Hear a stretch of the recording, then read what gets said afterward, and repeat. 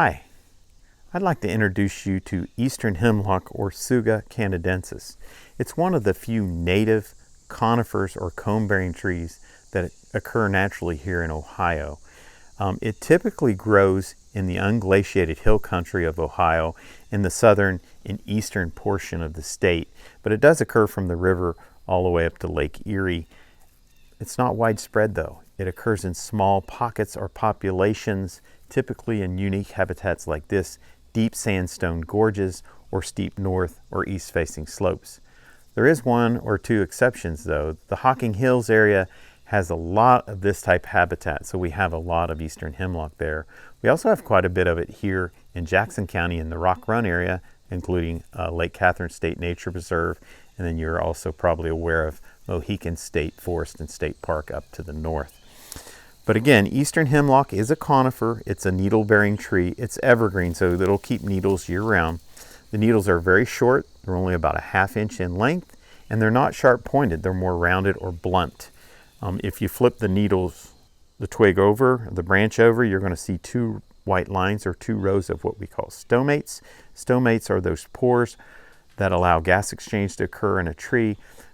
They'll take up CO2 and give off oxygen and water vapor through those stomates. But again, two white lines on the underside of the leaves or needles.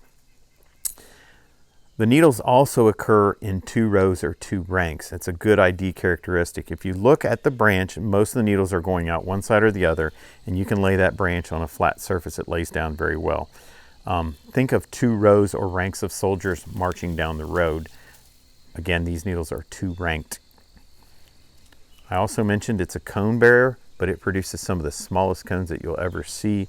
Eastern hemlock cones are only about 3/4 inch in diameter. They're usually loaded with lots of cones, so that's a great ID characteristic. And then when we look at this tree, we look up through the canopy, you're going to see almost no light penetrating. Eastern hemlock is very shade tolerant. It's what we call a climax species that can grow or regenerate in its own shade. So if you look at a stand of eastern hemlock, it's not uncommon for it to be the dominant tree out there, and the only thing regenerating under it is eastern hemlock. Sometimes it forms such dense shade that even eastern hemlock can't regenerate there, and you need a tree gap to be able to regenerate it. Another great ID characteristic, if you look at this big hemlock behind me, is that it's a poor self-pruner. Because it's so shade tolerant, and we've got a squirrel back here competing with me, so I apologize for that. But because it's so shade tolerant, it doesn't shed or prune those branches very well on its own. So those branches hang on for a long time. It's got deep furrowed bark.